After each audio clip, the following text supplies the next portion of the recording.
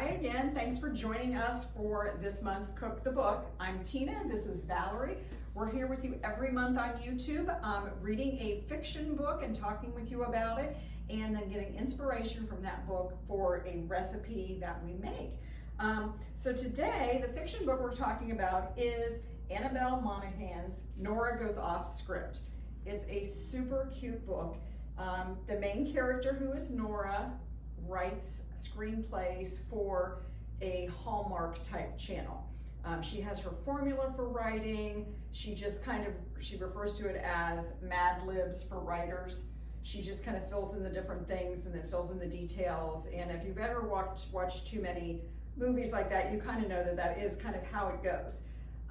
She had kind of a no-good husband who left her and the kids behind and really didn't have much contact with them, and she decided to go a different direction with her writing and write a screenplay based on her experience with her husband, him leaving, and that's where she goes off script.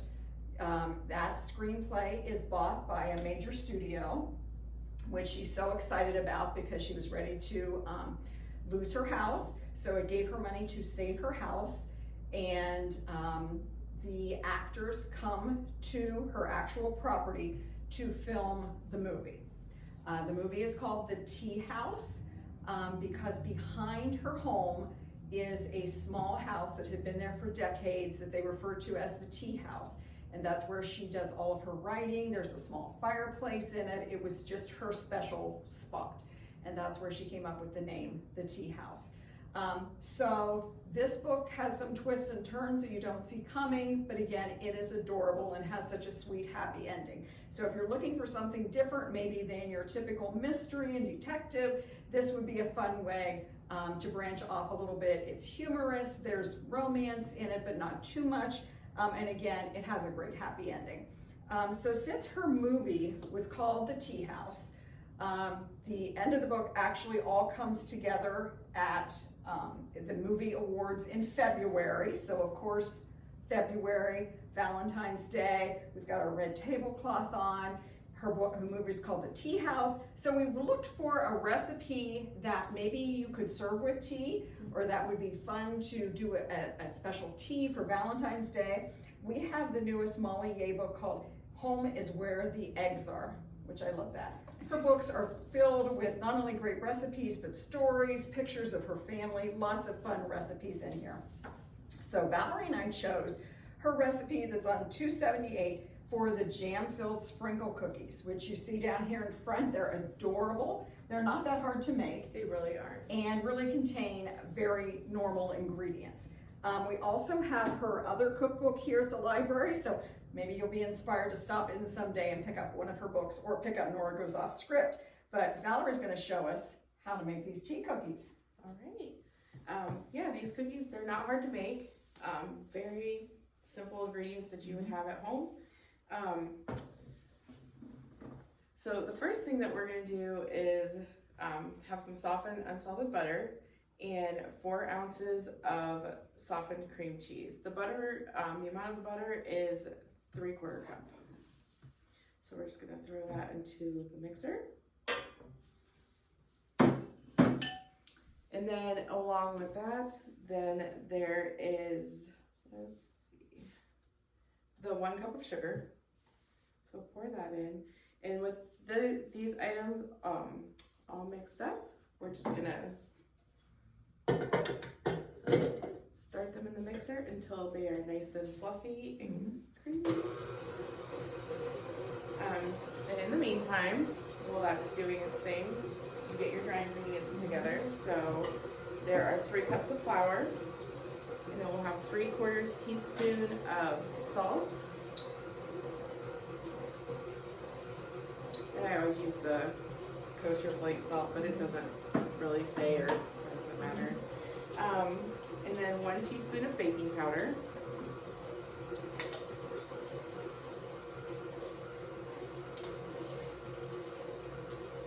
Using 1/2 teaspoon, so. Yes. All right. So then, And the cream cheese is kind of an interesting ingredient, but I know it's going to make them taste amazing. it really will. And I usually just combine my dry ingredients so they're kind of all mixed up when I go to put them in. So that helps a little bit. But yeah, these cookies are really easy. The biggest thing I would say is make sure you have time when you do these cookies. One thing that's mentioned is the dough it's supposed to be soft, but it's not too sticky, and if it is, you can put it in the refrigerator for about 15 minutes to try to get it a little bit harder so you can work with it. But when we did it, I did actually have the dough sitting for a little bit because I had some other chores to do first. So I don't know if that helped, but when we were ready to do it, it worked very well. Okay. So we had any problem with it being too sticky or anything like that.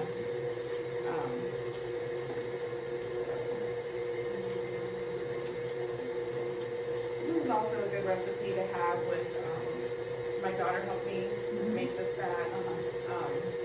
And even though she's a teenager, it was still easy and fun for her to do. Yes.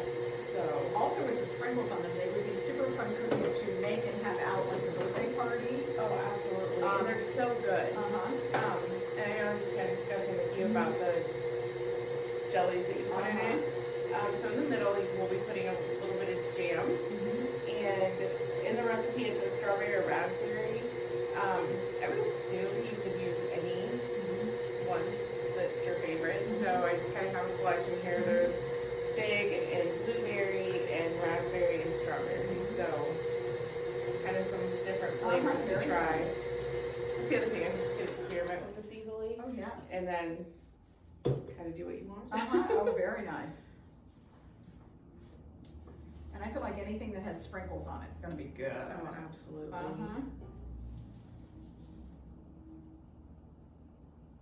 Get all my dough back in there.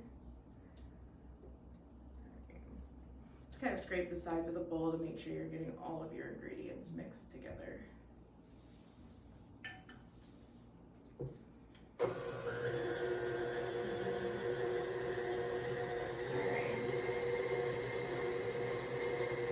Right now this is a light kind of cream color, and that's where you want it in order to start adding. So next you'll add the egg. It's just one large egg. Get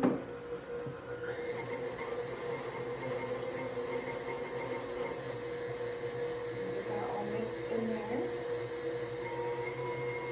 I always think it's always really pretty to look at because it's really fluffy looking. Yes, for sure. Right. So then, the next thing that we're going to add is 1.5 teaspoons of vanilla. And I noticed you've got the clear vanilla. If you didn't have that, the caramel colored vanilla. Yeah, any would work in here. I use the clear with this because I think the flavor's just a little bit different, and I feel like it would fit with these cookies. But honestly, it's probably just me, so Okay, fine. Okay, great. The next thing that we're going to add is almond extract, and it's pure almond extract, and 1/2 teaspoon of that. And I love almond flavor, so that was another. And the smell, I just like the smell too. Oh my gosh, yes. So another good thing about this recipe.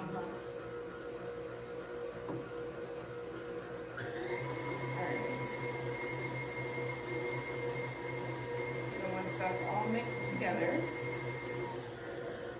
then you just start adding your dry ingredients.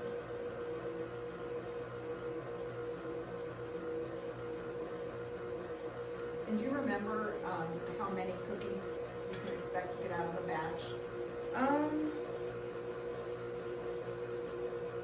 Probably last night we got about 30. Okay. So yeah, That's a lot of cookies because they're really nice sized cookies. They're not little tiny ones. So right.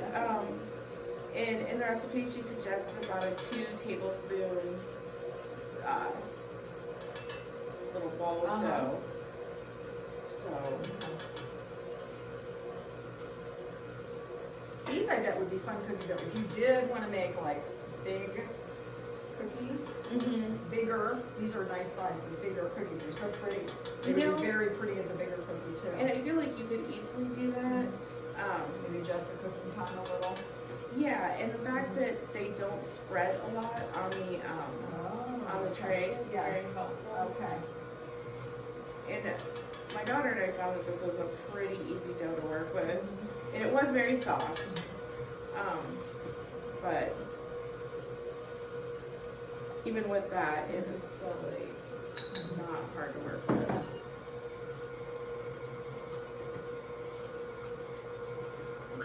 Especially when I first made this, I was like, gosh, it looks, I don't know how that's gonna work. Because it looked like it would be really sticky. Yeah. Let's make sure we get it all combined here.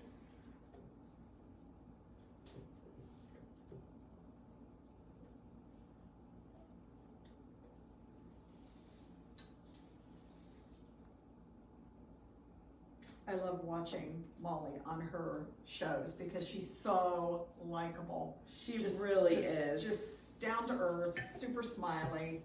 Talks about her husband, the farm, the kids. And I love it because the recipes, she doesn't make any of the recipes look so overwhelming that you're like, oh, Yes. there's no way I Yes. could possibly do that Yes, one. yes. And there are some that call for maybe some unusual ingredients or things you may need to go to a specialty store to get. But a lot of the recipes do not. A lot of them are very simple like this with basic ingredients. They are. And looking through that book, Mhm. especially, you know, wasn't sure what to expect. And then I was like, oh gosh, pretty much all of these are doable and with easy to find Yes. things. In this recipe in particular, I basically had all of this at home already, so. That's great. And I like that you can customize it with your favorite jellies or jams. Oh yeah. All right. So then, you can kind of see what our dough looks like. Yeah. Just an easy to work with kind of stuff here. All right.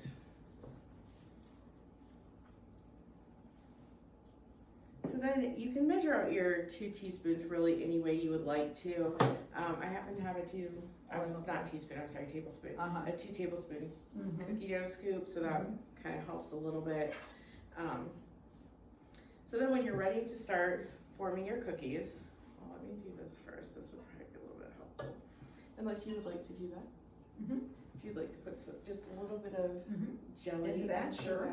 That would be great. Thank you. All right. So then, to start forming the cookie, and you can see it is a little bit sticky, but it should be fine.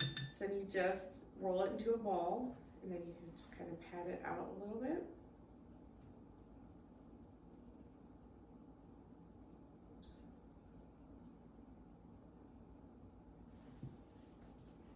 And then she said just a scant 1 teaspoon of jam in the middle. Right now it looks like a thumbprint cookie. It really does. It really does. Fold it on out. Yep, and then you just roll it back up. All your jam in the middle there.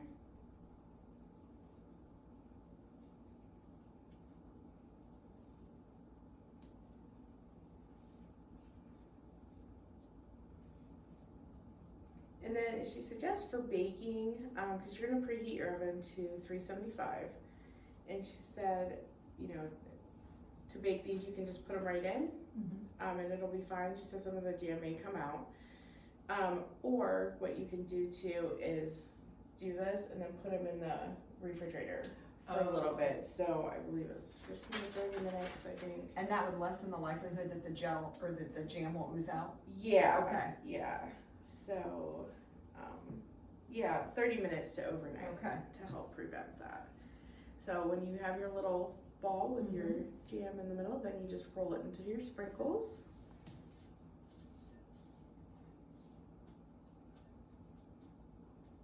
And one tip that she gave was if your dough is kind of sticky, don't put flour, like avoid the inclination to put flour on it because then your sprinkles won't stick.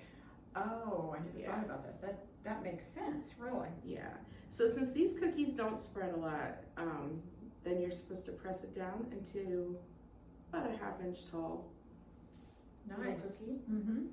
And that's about actually, you know, what our cookies looked like last night, size and everything. So they don't spread a lot, you can see. But yeah. Very nice. Oh, those look delicious. And what an awesome thing to have, again, for parties, or if you are doing a tea. So awesome. Or just to have around the house to eat whenever. Well, that was the other really cool thing I liked about this recipe was that in this, she said that if you won't be able to finish a batch in 5 days, she'd recommend freezing the unbaked cookies and baking 1 or 2 at a time whenever the craving strikes. Oh, I like that. I And do I've seen for a too. lot of dough, you could not do that. Right, so yeah, just do them up like this, put them in the freezer, and then you can take them out and pop them in the oven. That's kind of amazing. That's very, very nice. Yeah. These are super fun cookies to make. So remember, if you get a chance, try to read Nora Goes Off Script, or pick up a Molly Yeh cookbook whenever you get the chance, or try to catch her on television, one of her several shows I think that she has. Yeah. In the meantime, we'll see you next month.